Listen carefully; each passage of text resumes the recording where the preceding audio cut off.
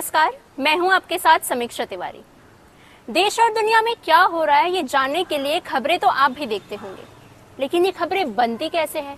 इनके पीछे कितनी मेहनत की जाती है? बस इन्हीं कुछ सवालों के जवाब को करीब से जानने के लिए हमारे साथ आज जुड़ चुकी हैं इंडिया डेली लाइव की एक एंकर सुरभि तिवारी। स्वागत है आपका मैम। Thank you.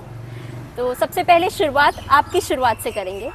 जानना चाहूंगी आपसे कि आपने अपने इस मीडिया इंडस्ट्री के सफर की शुरुआत कैसे की? देखिए, बहुत दिलचस्प रहा है ये सफ़र, क्योंकि जिस वक्त मेरी शुरुआत हुई की तो उस वक्त मैं बंगाल में थी मेरी स्टडीज़ के लिए। एंड देन जब मैंने डिसीजन लिया तो उस वक्त मुझे कुछ सिचुएशंस ऐसी ज़रूर फेस करनी पड़ी थी। बहुत सारे रिलेटिव्स की तरफ से सपोर्ट तो नहीं मिला था, लेकिन हाँ, मेरी खुद की फैमिली ने मेरा बहुत साथ दिया। और ख़ास तौर पे मेरे डैड का ये सपना था। हम 3 सिस्टर्स हैं और हम तीनों सिस्टर्स में से मेरे डैड ये चाहते थे कि कम से कम कोई एक भी अगर टीवी पे आ जाए तो बहुत बड़ी बात होगी। तो उनके सपने को आसानी करने के लिए बस मैंने मीडिया इंडस्ट्री को चुना, क्योंकि वो न्यूज़ बहुत ज़्यादा देखते थे, उनको न्यूज़ देखना पसंद था। तो ऐसे में, और इसके बाद सबसे ज़्यादा सपोर्ट मुझे मेरी दीदी की तरफ से मिला। मेरी मम्मी ने भी इस चीज़ को समझा, तो ये चीज़ मुझे बहुत ज़्यादा अच्छी लगी थी कि मेरी खुद की फैमिली ने कम से कम मेरा सपोर्ट किया। बहुत सारे लोगों की फैमिली उस लेवल पे जाके नहीं सपोर्ट करती है, लेकिन मुझे वो सपोर्ट मिला तो मुझे अच्छा लगा। और जिस वजह से मेरे करियर की शुरुआत हुई, और जब बंगाल से सफ़र ख़त्म किया, दिल्ली की तरफ मूव हुई, क्योंकि दिल्ली को मीडिया हब के तौर पर देखा जाता है। तो इसी वजह से फिर मेरा दिल्ली आना हुआ, और यहाँ से सफ़र की शुरुआत सबसे पहले एक भक्ति चैनल से मैंने की थी।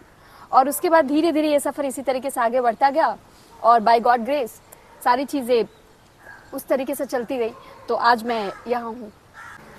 तो आपने काफ़ी साल गुजार लिए हैं अब मीडिया इंडस्ट्री में, आपने काफ़ी न्यूज़ भी कवर किए होंगे। तो क्या कभी ऐसा हुआ कि कोई न्यूज़ कवर करते हुए आपके जीवन पे उस न्यूज़ का काफ़ी ज़्यादा इम्पैक्ट पड़ा हो? सच कहूँ तो आपने दोबारा से कुछ यादों को ताज़ा कर दिया है, और बहुत अच्छा सवाल किया है आपने।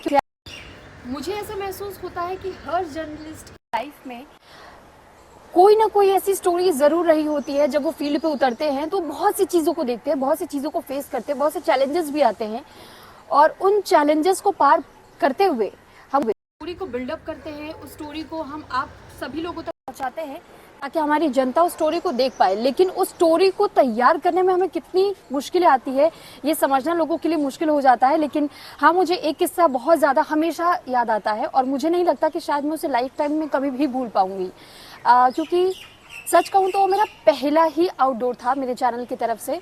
और मैंने शुरुआत की थी उस वक्त अपने करियर की, और चैनल ने मुझ पर भरोसा जताया। बहुत बड़ी खबर थी उस वक्त, गाजियाबाद में शमशान घाट का लैंटर्न गिरा था, जिसकी वजह से कई लोगों की दबने की वजह से दर्दनाक मौत हुई थी। और लोगों की जो बॉडी थी वहां पर जो दबी थी, और जब उनको बाहर निकाला गया था तो वो पीसेस में थी। उन पीसेस को इकट्ठा करके लोगों ने सड़कों को ब्लॉक कर दिया था।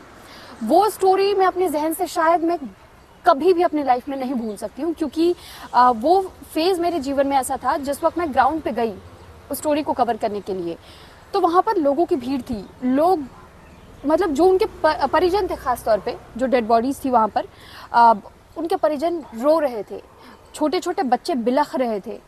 तो ऐसे में उस स्थिति को देखना, अपनी आंखों के सामने किसी को इस तरीके से दहाड़े मार के रोते हुए देखना, और सड़कों पर लाशों का ढेर है, मैं लाशों के ठीक बीचों बीच उस परिवार के साथ में बैठी हुई हूँ, उनसे सवाल जवाब कर रही हूँ, उनके इमोशंस को समझते हुए, और आप अपने सवाल को पूछ रही हैं। इस वक्त लोग इतने गुस्से में, और कुछ लोग इतने गमगीन होते हैं कि वो कई सवालों का जवाब भी नहीं दे पाते हैं जी।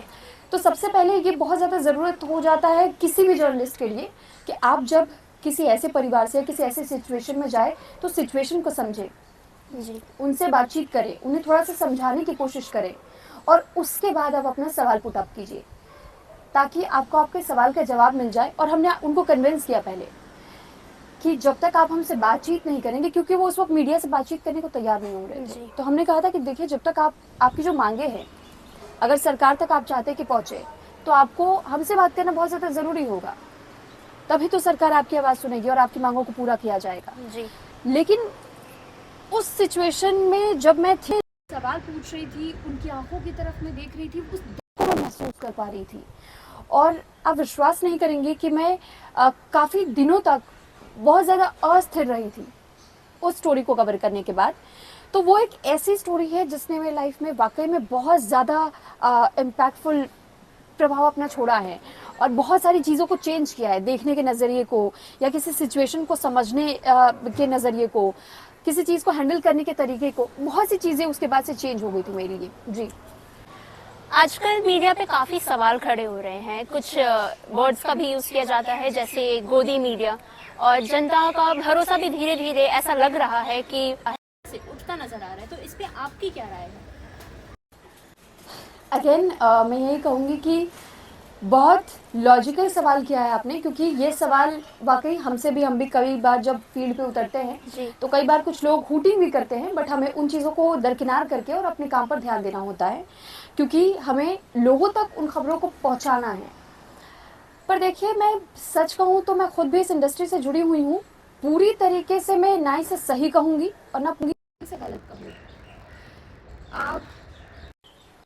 कुछ लोग शायद ये कहना गलत नहीं होगा कि कुछ लोग ऐसा हो सकता है कि उसे एक अलग एंगल से टीआरपी की रेस में बने रहने के लिए पेश कर दे खबरों को, या मैं ये भी कहूँगी कि आप लेकिन उन जर्नलिस्ट को मत भूलिए जो दिन रात अपनी पर्सनल चीज़ों को एक साइड में रख करके और उसके बाद से वो ग्राउंड पर मेहनत कर रहा है, ग्राउंड से वो खबरों को डिग आउट कर रहा है, हर एक छोटी चीज़ आप लोगों तक पहुंचा रहा है, तो उनकी भी मेहनत देखिए। और इस बात को समझने की बहुत ज़्यादा ज़रूरत होती है हर किसी को कि जब एक रिपोर्टर ऑन ग्राउंड जाता है या जब हम स्टूडियो में काम करते हैं, तो ऐसे में हमारे भी निजी जीवन में बहुत सारी घटनाएं घट रही होती है, लेकिन या जो स्लोगन्स या जो हूटिंग हो रही होती है, उन सब चीज़ों को एक साइड रख करके हमें काम पे ध्यान देना होता है।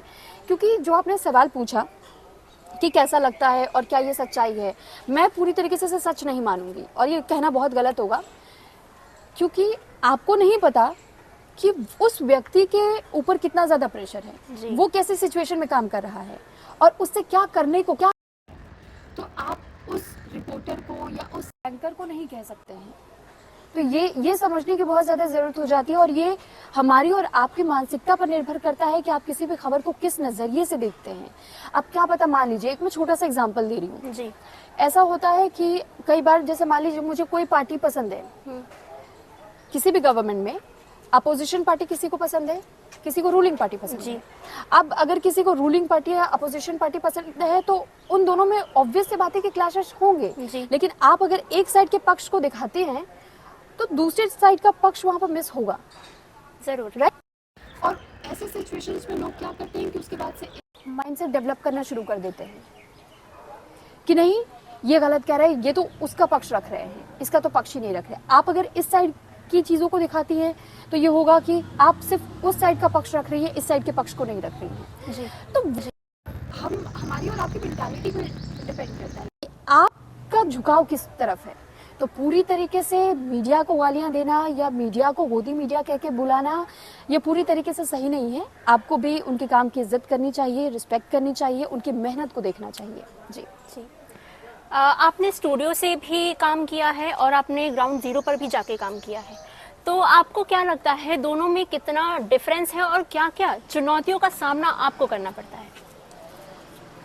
अभी हम इससे पहले, थोड़ी देर पहले इस बात का जिक्र कर भी रहे थे कि जब हम ऑन ग्राउंड होते हैं या स्टूडियो में बैठ करके जब हम एंकरिंग करते हैं, देखिए जब हम स्टूडियो में बैठ के एंकरिंग करते हैं तो आपने देखा होगा कि बहुत वेल ड्रेस्ड अप होते हैं एंकर्स, उनके चेहरे पे मेकअप होता है, लेकिन लोग ये देखना भूल जाते हैं कि लेंस के पीछे भी, उस कैमरे के पीछे भी हमारी अपनी एक निजी जिंदगी होती है, पर्सनल लाइफ होती है। और हर किसी के पर्सनल लाइफ में कुछ ना कुछ घटनाएं घटित हो रही होती है, चल रहा होता है उनके निजी जीवन में। क्या पता किसी के घर में कहीं कोई दिक्कत परेशानियां हो, या आप नहीं जानते कि वो जो एंकर इस वक्त जो स्क्रीन पर दिख रहा है इतना सीरियस होकर बैठा हुआ, या उसके चेहरे पे हल्की सी मुस्कान है, लेकिन उसके साथ उसके पर्सनल लाइफ में क्या चल रहा है वो हम कभी भी कैमरे के सामने आने नहीं देते हैं। और ये सबसे बड़ा चैलेंज होता है एक बेहतरीन जर्नलिस्ट के लिए। और मैं ये मानती हूँ कि हर जर्नलिस्ट या रिपोर्टर को ये चीज़ें फेस करनी ही होंगी कभी ना कभी कि उनके घर में चाहे कुछ भी चल रहा हो, लेकिन उसे आप जब फील्ड पे उतरते हैं या फिर आप जब स्टूडियो में जाते हैं तो उस चौखट के बाहर ही छोड़कर आपको अपनी निजी ज़िंदगी को और तब अंदर जाना होता है। जी। तो ऐसी बहुत सारी घटनाएं मैंने खुद देखी भी, सहयोगियों के साथ भी देखी है, जब उनके निजी जीवन में बहुत बड़ा इंसिडेंट हुआ। आपने शायद वो खबर ज़रूर देखी होगी कि एक एंकर हस्बैंड की डेथ हुई थी, लेकिन उन्होंने उसे लाइव रिपोर्ट किया था। तो आप उस मेंटालिटी को ज़रा समझिए जी। कि कितनी मजबूती के साथ उस वक्त वो एक औरत तो है, उसके लाइफ पार्टनर की डेथ हुई, लेकिन उसकी एक जो सबसे बड़ी रिस्पॉन्सिबिलिटी है कि करोड़ों लोग उस वक्त आपको देख रहे हैं, सुन रहे हैं, उस घटना को समझने की कोशिश कर रहे हैं, वो जानना चाहते हैं कि उस घटना में क्या हुआ, कितने लोग थे, कहाँ जा रहे थे, कैसे पूरी घटना घटी। तो उसने उस जिम्मेदारी को निभाया, लोगों तक उस खबर को पहुंचाया, और स्टूडियो से निकलने के बाद से उसके जीवन में क्या कुछ हुआ वो किसी ने नहीं देखा। हालांकि बाद में ऐसे में बहुत ज्यादा लाइमलाइट में लाया गया। तो ये ऐसी बहुत सारी चीजें होती हैं जो हम अपने पर्सनल लाइफ में डील कर रहे होते हैं, लेकिन हम उसे कैमरे पर नहीं आने देते हैं। तो ये चैलेंजेस तो देखिए हर फील्ड में होता है और अपने अपने लेवल की चैलेंजेस होती हैं। जी, अभी आजकल काफी ज्यादा हम ग्रोथ देख रहे हैं डिजिटल चैनल्स का, तो आपको क्या ऐसा लगता है कि आने वाले कुछ सालों में डिजिटल चैनल सैटेलाइट चैनल पर हावी होने वाले हैं? इस सवाल का जवाब देना थोड़ा सा मुश्किल है, लेकिन